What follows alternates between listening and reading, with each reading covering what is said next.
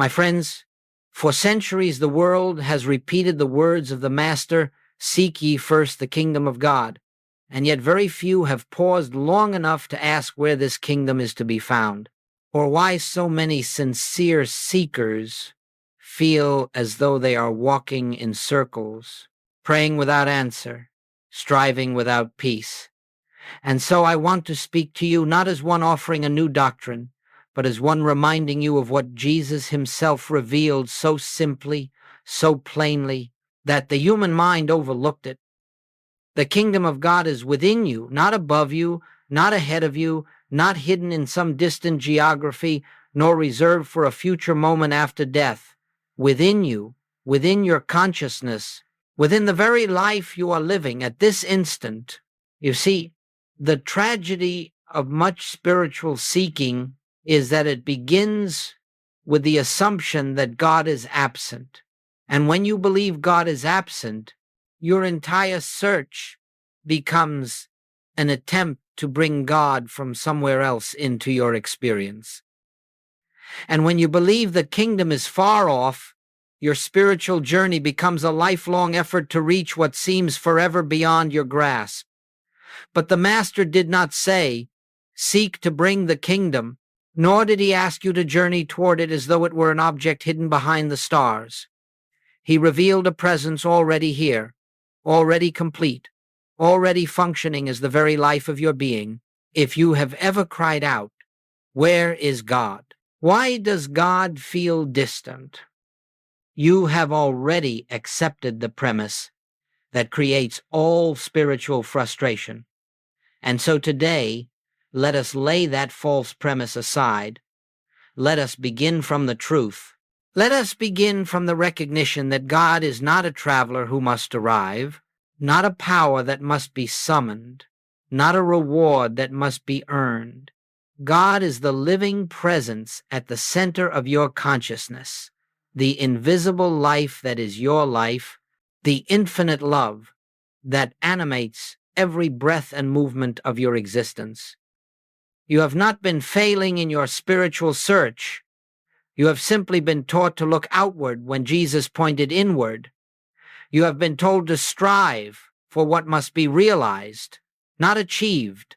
And so, as we embark upon this journey together, let us do so with the humble willingness to release the old idea of God as a far-off being who occasionally intervenes, and open ourselves to the recognition of God as the very essence of our own being. In this hour, I invite you not to strive, not to struggle, but to awaken, to discover that the kingdom you have sought so long with such earnestness has never been hidden from you. It has been present, fully present, within the depth of your own consciousness, awaiting only your recognition. And as this recognition dawns, you will find yourself at peace, not because you have reached God, but because you have discovered that God has never departed from you. Now let us look more deeply into the very reason spiritual seekers become weary, discouraged, and disheartened in their search for God. It is not because God is difficult to find. It is not because heaven is hidden behind a veil that only the worthy may lift. It is because almost the entire world, including the religious world, has trained us to seek God where God is not. And when you seek where God is not, you can only return empty-handed. No matter how sincere your prayer or how devout your heart, consider for a moment how many times you have turned to the outer world expecting it to reveal God to you, expecting a person, a sign, a manifestation, a change in circumstance, a divine intervention to prove that God is present. And yet, every time you do this, you unknowingly affirm a belief the Master never taught, that God is separate from you, separate from your consciousness, separate from your very life. And the moment you accept separation, even unconsciously, you cannot help but feel the weight of spiritual loneliness, the ache of believing God is somewhere you are not. When the mind believes in distance, it naturally seeks solutions in distance. It prays from a sense of lack. It reaches outward in desperation. It tries to bring God down into the moment or to coax peace into a troubled situation. But my friends, this is the very reason prayer feels unanswered.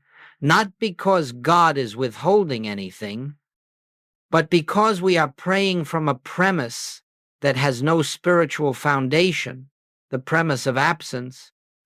Do you see the problem? If you pray as though God is far, you reinforce the illusion of distance. If you believe the kingdom is ahead of you, you bind yourself to endless searching.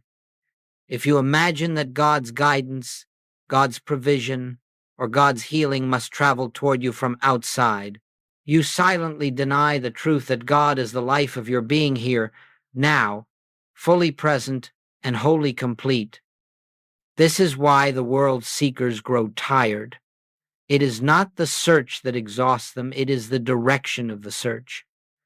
Outward effort consumes energy, inward realization restores it, outward effort breeds fear, inward realization releases it, outward effort implies that something essential is missing. Inward realization reveals that nothing has ever been absent. The frustration so many experience in their spiritual lives arises from an innocent but fundamental misunderstanding, the belief that God's presence must be obtained rather than recognized, sought rather than realized, requested rather than revealed from within. And as long as the mind believes that God and man stand apart, your prayers, your meditations, your spiritual practices will feel like attempts to bridge an impossible distance. Let us be very clear. You are not frustrated because God is silent. You are frustrated because you have been listening in the wrong direction. When you look outward for what is already within, you can only encounter emptiness. But when you turn within, even slightly, even with the smallest mustard seed willingness, you begin to feel a subtle shift, a softening, a quiet assurance. You sense that you are not striving toward God, you are resting in God. You sense that the spiritual journey is not the path of reaching outward, but the path of awakening inward. And it is this awakening that leads us to the next stage of our spiritual unfolding. Let us look now at the teaching of the Master, not through the lens of tradition, nor through the weight of inherited interpretation, but through the quiet inner illumination that reveals spiritual truth as it is. For Jesus spoke words that were not meant merely to inform the mind, but to awaken the soul to its own divine reality. And among these words, none are more central, more misunderstood, and more transformative than the statement, "The kingdom of God is within you." You must understand that Jesus was not pointing to a place. He was not describing a realm to be reached after death, nor a kingdom that would someday descend visibly upon the earth. He was speaking from the consciousness of one who lived in perpetual union with the infinite. When he used the word kingdom, he was describing the awareness of God's presence, an awareness that transcends time, transcends form, and reveals itself as the substance of all being. And when he declared that this kingdom is within you, he tore down every doctrine of distance that humanity had built around God. But the human mind, bound to the senses, could not grasp such a revelation. And so, through the centuries, the teachings of Jesus were interpreted through the framework of duality, God above and man below, heaven in the future and struggle in the present. Yet Jesus himself never taught duality. He taught oneness. He taught immediacy. He taught the infinite nearness of God. I and my Father are one. The Father is within me. My kingdom is not of this world. When Joel Goldsmith read these words, he did not read them as poetry or metaphor. He read them as statements of spiritual law. For to him, Jesus was not describing a relationship exclusive to himself. He was revealing the universal nature of spiritual identity. The oneness he proclaimed was not his alone. It is the truth of every man, every woman, every child who will pause long enough to look within and recognize the presence, living them. And so Goldsmith would say, the kingdom is not a location, but a state of consciousness. It is the realized awareness of God as the only presence, the only power, the only life. The moment you imagine the kingdom as something to be entered through effort, you have already stepped outside it.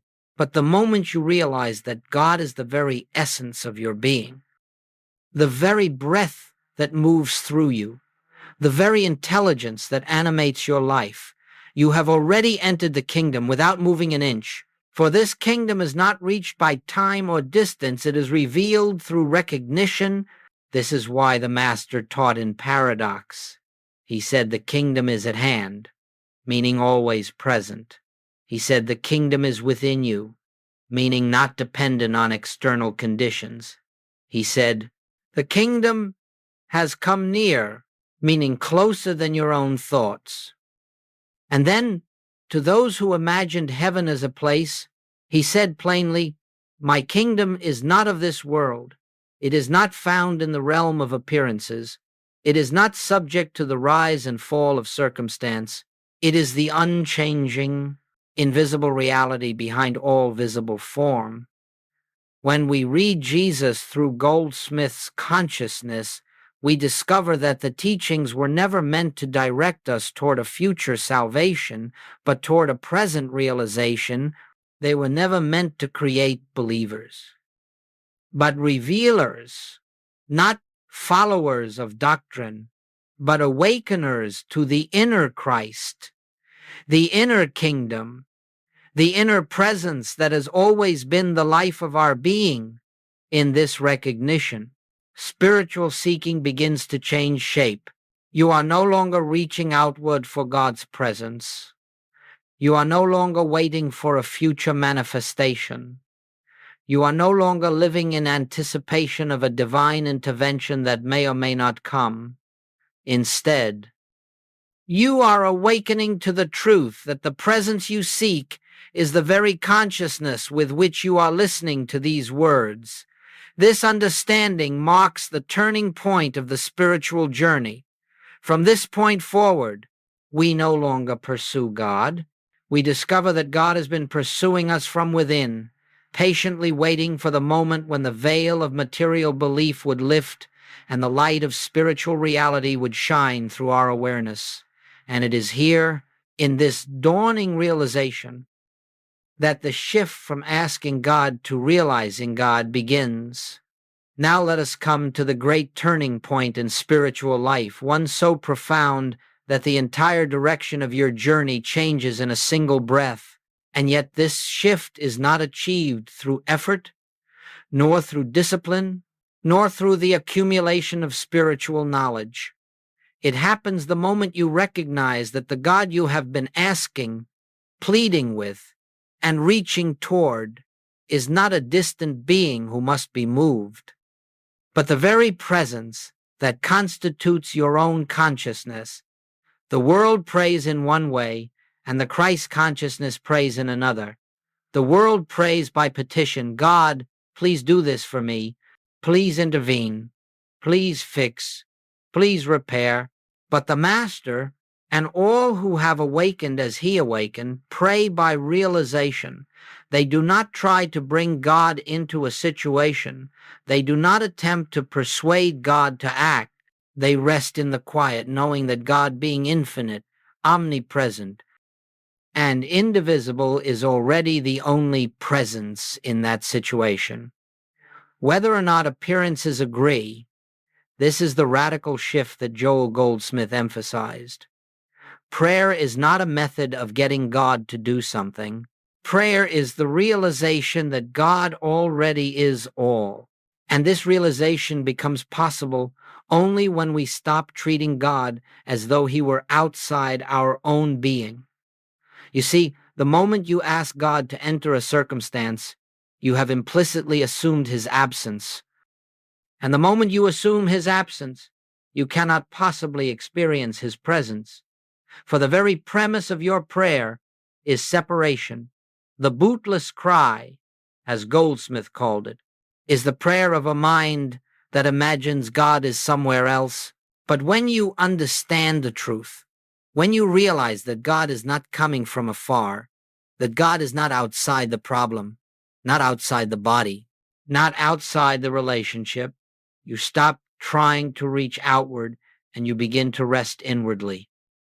You begin to sense that there is a presence at the core of your being, a presence that does not need your persuasion, your pleading, or your pressure.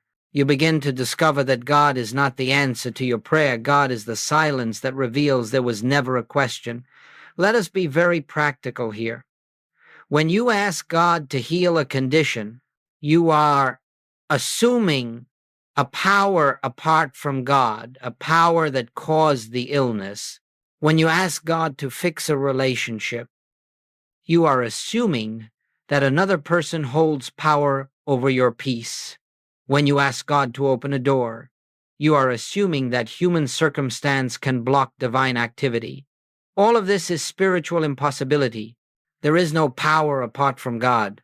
There is no presence apart from God.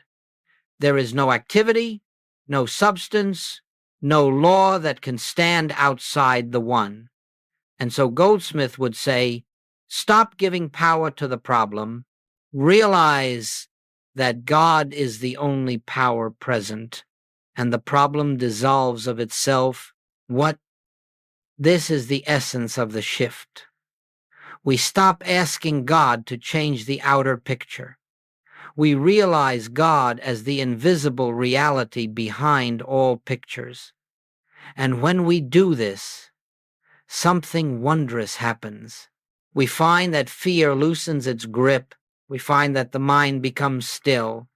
We find that circumstances begin to shift without our manipulation, not because we ask God to change them, but because we recognize the presence that was always governing them. As long as you believe your good comes from outside, from people, from the world, from favorable conditions, you will continue to pray outwardly, anxiously, pleadingly. But the moment you realize that God is the life of your life, the peace of your peace, the intelligence of your mind, the substance of your supply, and the harmony of your relationships, you will find that you no longer pray to get, you pray to realize, to become aware of what is eternally true. This is the prayer of the mystic. This is the prayer of the master. This is the prayer of all who have entered the kingdom consciousness. Not a prayer of asking, but a prayer of recognition. Not a prayer of seeking, but a prayer of seeing. Not a prayer of striving, but a prayer of resting in the truth that God is already here, and it is this recognition that prepares us to discern the great distinction between material sense and spiritual consciousness, which is the foundation for entering the kingdom within. Before we can enter the kingdom within, we must understand why the outer world appears so real, so commanding, so overwhelming. We must understand why fear grips us, why circumstances disturb us, why lack seems possible, and why God can appear distant even when we believe in him with all our hearts. And the reason is simple. Though the mind resists it at first, we have been trained from birth to trust the five senses. We have been taught that what we see, hear, taste, touch, and smell is reality. And so we live as though appearances are the final truth, unaware that we are interpreting the world through the limited instrument of material sense. Material sense is not evil, it is simply inadequate. It shows us shadows and calls them substance. It shows us temporary forms and convinces us they are permanent realities. It shows us good and evil, harmony and discord, abundance and lack, and persuades us that all of these have the same level of power and presence. And as long as we accept this, we will always live at the mercy of circumstance because we believe circumstance has power. But spiritual consciousness reveals something entirely different. Spiritual consciousness is the awareness that God alone is the reality of all being. God alone is the life of every person. God alone is the substance of every form.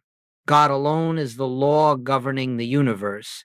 And because God is indivisible, infinite, and omnipresent, there is no true power apart from God, no second presence, no second cause, no opposing force that can threaten the harmony already established in spirit. This is the meaning of oneness. Not that everything is spiritually connected, but that everything is spiritually one. Let us be practical. When you see disease in the body, that is the testimony of material sense. When you see conflict in a relationship, that is the testimony of material sense. When you see lack in your affairs, that is the testimony of material sense. When you see danger in the world, that too is the testimony of material sense. And if you accept these testimonies as the truth, you will experience fear, doubt, and separation because you are living as though appearances possess reality, authority, and power. But when you rise into spiritual consciousness, something remarkable occurs. You begin to recognize that all appearance, whether harmonious or discordant, is but the play of the senses. Behind the appearance stands the spiritual reality, unchanged and unchanging. God, the only presence. God, the only power. God, the only law. God, the only life. God, the only substance. And as this recognition deepens, the outer picture begins to shift, not because you changed it through mental effort, but because you no longer give it the power it never possessed. Goldsmith would often say, "You do not heal a condition, you reveal the presence of God, and the condition yields." And this is the essence of spiritual consciousness. The awareness of what is eternally true, regardless of what the senses report. The world may say, there is danger. Spiritual consciousness whispers, God is here. The world may say, there is lack. Spiritual consciousness knows infinite supply is the nature of God. The world may say, there is conflict. Spiritual consciousness rests in God is the harmony of all being. And the moment you accept the spiritual as real, the material loses its authority over your peace. But let us be very honest. You cannot force yourself into spiritual consciousness. You cannot affirm your way into it. You cannot shout into it or demand it. Spiritual consciousness dawns as material sense loosens its grip. And material sense loosens its grip only when we stop feeding it with fear, judgment, and the belief that it has power. The Master said, judge not according to appearance, but judge righteous judgment. Righteous judgment is not moral judgment. It is spiritual recognition, the ability to look straight at the appearance and know that it is not the truth. It is knowing that behind every discord, the presence of God remains untouched. It is knowing that behind every seeming lack, the fullness of spirit is already present. It is knowing that behind every storm, the calm reality of God stands unimpaired. And it is precisely this understanding that prepares the way for the practice of entering the kingdom within, not by attempting to change appearances, but by recognizing the spiritual presence that lies behind them, within them, and as their true essence. Now that we understand the distinction between material sense and spiritual consciousness, we can begin to approach the most sacred aspect of this path, the actual practice of entering the kingdom within. And let us be clear from the beginning, this is not a practice of doing, this is not a technique for manipulating thought, nor is it a method for improving the outer world. It is a practice of recognition, of quiet receptivity, of turning from the outer appearances to the inner reality that has always been present but seldom acknowledged. In the human search for God, people have used many forms of prayer. They have pleaded, begged, affirmed, recited, commanded, declared. They have tried to convince themselves and God of what they desire. But all of these belong to the realm of the human mind. They begin with the assumption that there is a lack, and that through thought or emotion, that lack may be corrected. Spiritual listening, as Goldsmith taught it, begins from a wholly different premise, that nothing is lacking, because God is already the fullness and the completeness of every moment. This is why true prayer begins in silence. Not the silence of discipline or restraint, but the silence of relinquishment, the silence that arises when we release the belief that we must direct God, inform God, or persuade God. It is the silence that comes when we understand that God is not in need of our words, our instruction, or our guidance. God is the very presence we are seeking. And so spiritual listening is not an attempt to reach God, it is the willingness to allow the presence to reveal itself. When we enter this sacred silence, we do not ask, we do not seek signs, we do not attempt to feel spiritual or produce inspiration. We simply become still, inwardly still, and allow the truth to disclose itself. For spiritual truth is not created by the mind, it is revealed to the mind that is quiet enough to receive it.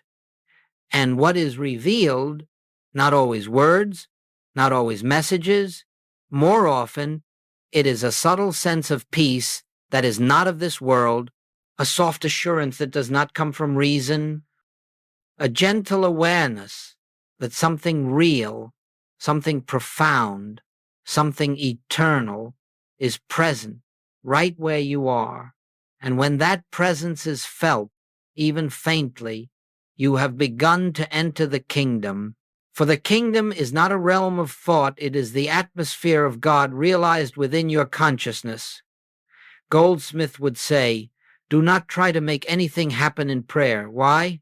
Because the moment you try to make something happen, you have shifted into the human mind, and the human mind cannot enter the kingdom.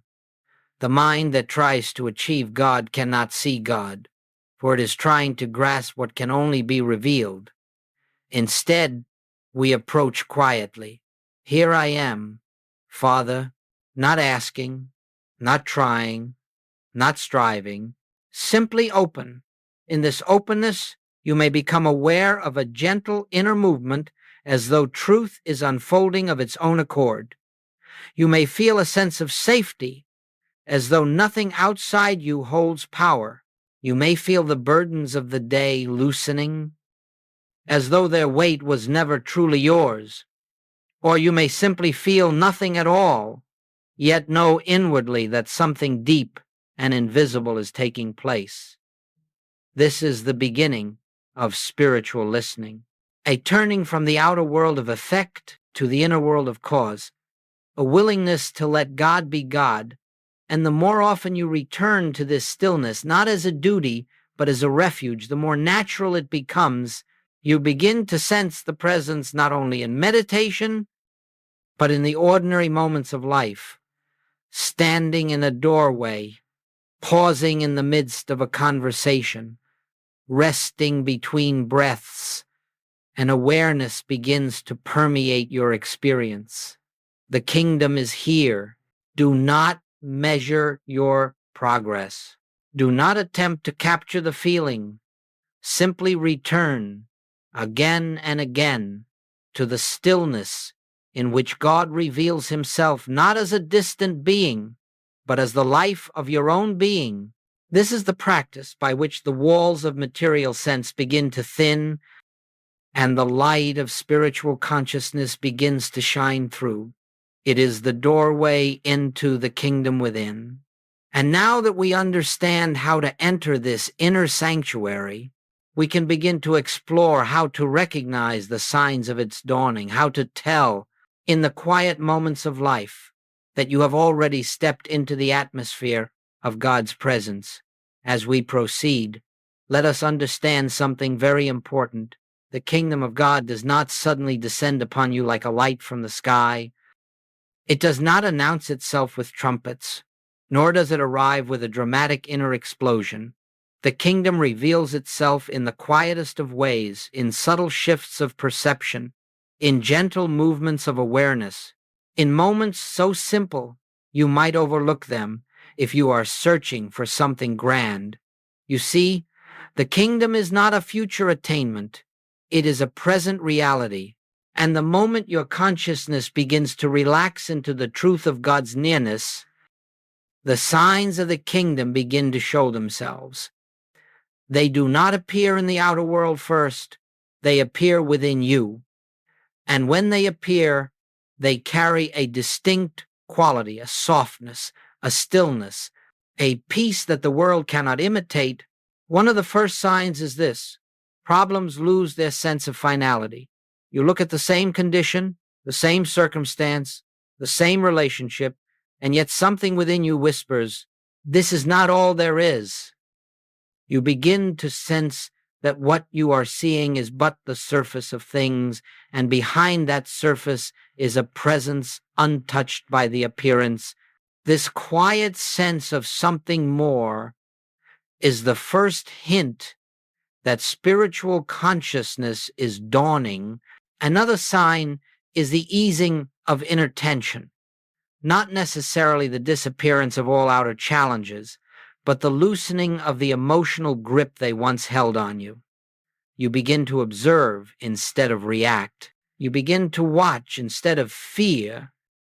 Even in the midst of difficulty, there arises a center of stillness, a feeling that you are upheld by something greater than the circumstance. This stillness is not self-made. It is the fragrance of the kingdom. A third sign is that you stop trying to fix life through human effort. This is not passivity. It is trust. You no longer rush to manipulate outer events or control outcomes.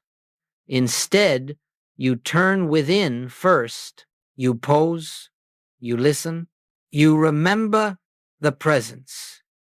And in that remembrance, you find guidance that does not come from thinking, but from knowing. When decisions arise from this inner knowing, they carry peace instead of fear. That peace is the evidence of the kingdom. You may also notice that forgiveness begins to happen without effort, not because you have willed yourself to forgive, but because the sense of separation itself begins to dissolve. You start seeing others not as separate personalities capable of harming you, but as expressions of the same divine. Life struggling through human limitation, the enemy becomes a brother. The insult loses power. The past releases its hold. Forgiveness becomes a natural consequence of seeing truly. Another sign is the awakening of gratitude, not gratitude for things, but gratitude for being. A quiet joy arises simply from the recognition that God is here, that life is unfolding, that you are not alone in the universe. This gratitude is not directed outward. It wells up from within, uncaused by anything external. It is the heart's response to the felt presence of God. And perhaps the clearest sign of all is this: you begin to sense that nothing is outside God.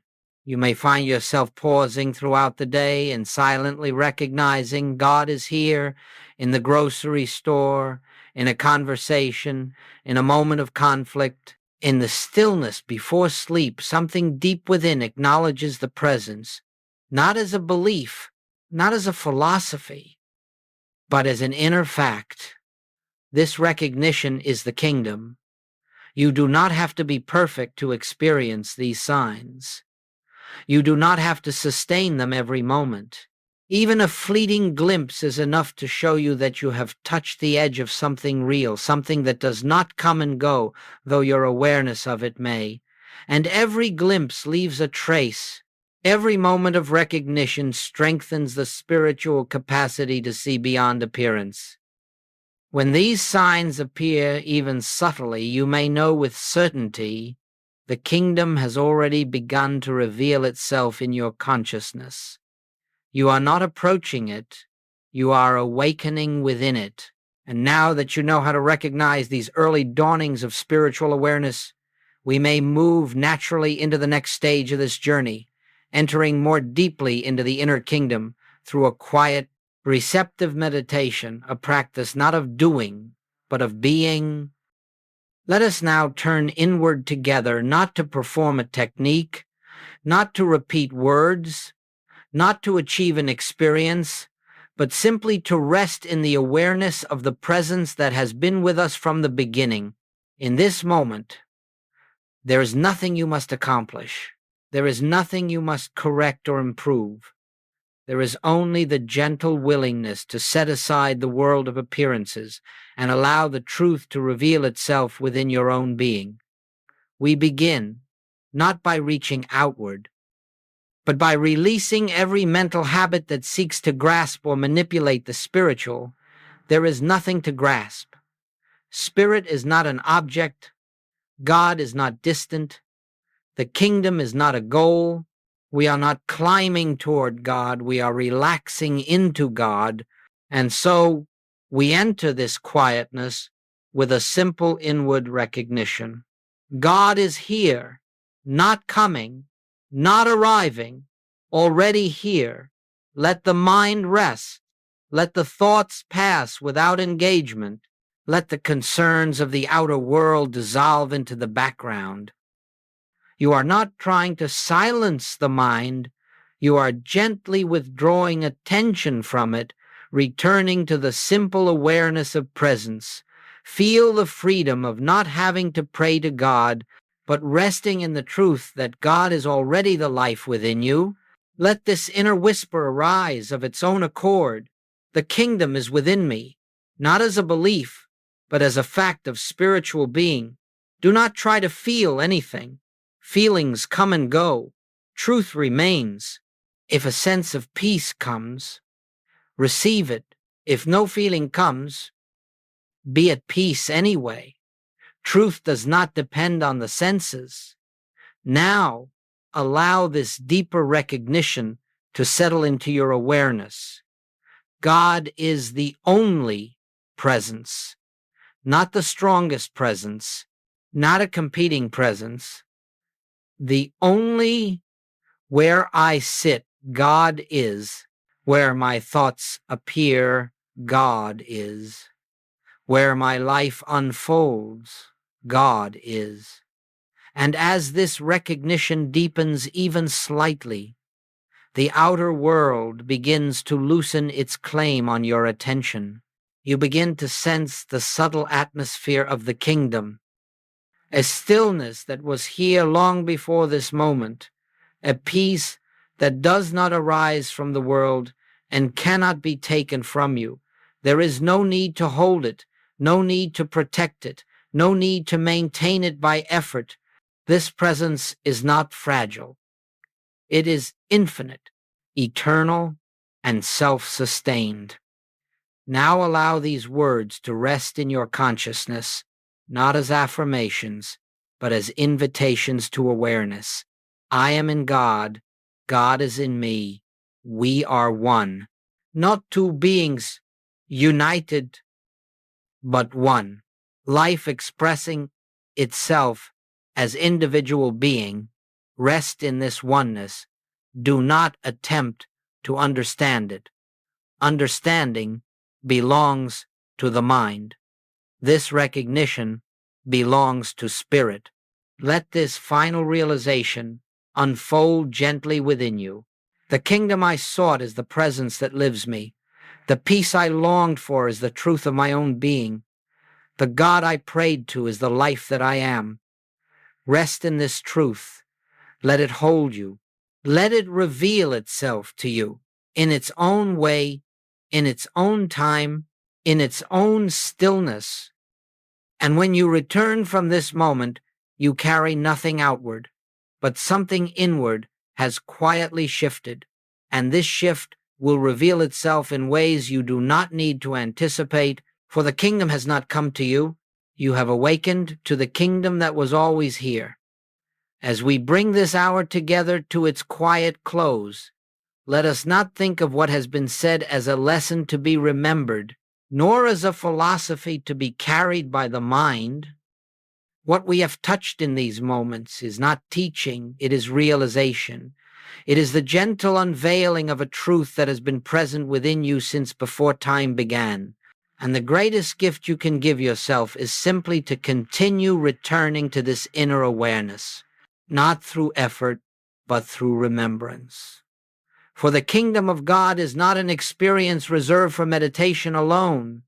It is the ground upon which your true life stands. It is the air of spirit that surrounds you. It is the quiet presence that walks with you into every circumstance, every relationship, every choice, every breath. You do not leave the kingdom when you rise from silence, nor do you enter the world as though it were separate from God. The world of appearance may shift and change, but the kingdom remains the invisible reality behind every moment of your journey. Remember this: you are not a traveler seeking God. You are the place where God reveals himself. You are not a soul wandering toward the kingdom. You are the consciousness through which the kingdom comes into view. Do not struggle to hold this awareness. Do not make a task of living spiritually. Simply learn to pause many times throughout the day and gently turn inward, not to find God, but to recognize that God has never departed in that pause, even if it is only the length of a single breath. You may notice the subtle atmosphere of peace that signals the presence, and that peace becomes your guidance. That peace becomes your protection. That peace becomes your supply. That peace becomes your wisdom. You do not have to sustain this consciousness perfectly. No one does. What matters is that you return again and again with simplicity and humility. You return, and each return strengthens the inner pathway until it becomes effortless. As natural as the act of breathing, you discover that whenever confusion arises, the kingdom is here. Whenever fear stirs, the kingdom is here.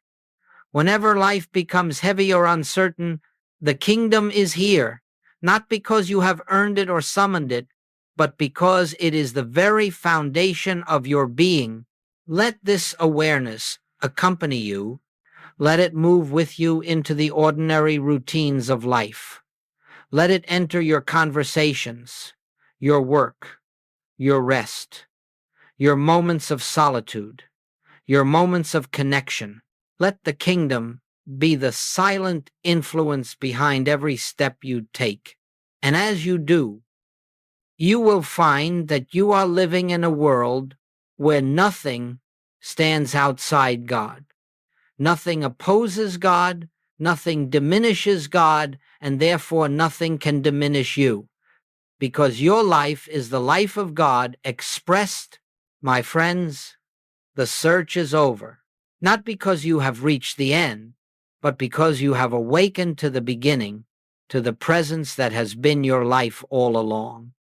And from this awareness, everything changes, not by your effort, but by the natural unfolding of divine harmony through your consciousness. Rest in this truth. Let it guide you. Let it illuminate the path before you, and know with quiet certainty that the kingdom of God is not merely near, it is your very self realized.